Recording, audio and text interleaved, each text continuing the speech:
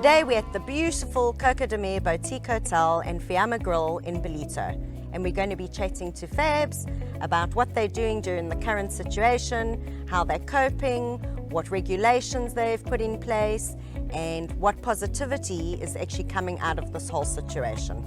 Well, a very warm welcome to you, Mandy. It's great to reconnect as well, and to obviously promote and also tell the impact of what we're actually going through.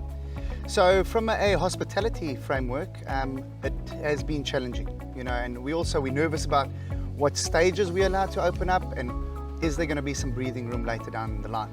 But nevertheless, there are some positive approaches that we've actually looked at, and that's our restaurant. So we've come online, we've been able in reconnecting with some of our old staff, and they've come back and they've been extremely promising at delivering the same service and the same standards that we were used to in the past. So yeah, very, very happy to be online again. So from an operational point of view, what have you implemented during this time? So yeah, there's definitely mechanisms now that we've deployed, which is a health and safety standard approach. We temperature gauge all our staff when they come onto the property. We put it into a logbook. So we're also playing the right a course of action to mitigate further risk down the line, but also we've changed some of our systems, how we clean, how we enter the workplace, hand sanitizers, face masks, social distancing. Our chefs don't stand more than 2 meters close on top of one another. The food is preparation points have now been extremely the pinnacle point, because refrigeration is something that we've that allows the virus to actually continue to stay effective, whereas heat has got the opposite effect. So we've got a pizza oven, and we know when the goods go into the pizza oven, we've got no problems from there. So you're obviously allowed to deliver during this time. What have you implemented in terms of that? Well, that also presented its challenge off the cuff. But as we started to wise up, I think most businesses now have to have that flexibility factor, and they have to be able to look at the current state of economic affairs, look at the state of their own affairs, and what they personally want to do. And if you've got a good approach to that and you want to actually trigger good norms into the workplace, then you will create jobs and you'll create new positions for people to work out of. So what we did was we appealed to our old waiters who had now, for them, you would think front of house would have no opportunity within, a delivery mechanism. But we said, who's got vehicles? So instead of being a waiter that runs to tables, you'll be a waiter that drives to tables, if in a sense of the word. And it's been great, Some of the guys on the first initial offload were like, don't even pay us. We just want to be out. We just want to be working for the business again. We'll just work for tips. And that was, incredible.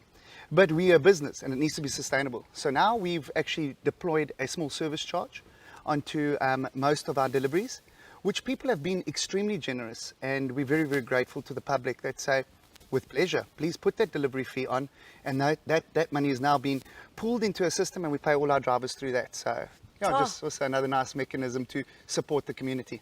That's fantastic, and hopefully when we come out of this lockdown, there'll just be more and more positivity. In terms of the way forward, a lot of the adaptations that you've had to do during this lockdown period, will you be taking them forward in a new business approach? Absolutely, and I think those life lessons that we've learned are also, we used to chase our tail for money, chase our tail to get this right and get that right, but we've also had the time to reflect, time to take it all in, and time to use those levers and those mechanisms to better our business and how to handle in the future.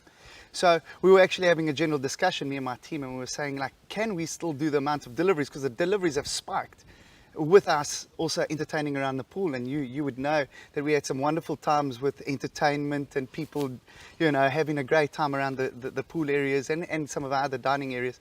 But now how do you challenge that in with a delivery mechanism that also has been flourishing and has also become a part of the new business platform as such? And when I get to that stage, I'm going to jump for joy, and I'm going to prepare to work it out and handle it as we always do, ever evolving, ever changing, but always positive. Thank you so much for having our team with you today. It's been an absolute pleasure, and we can't wait to be here again once lockdown is over.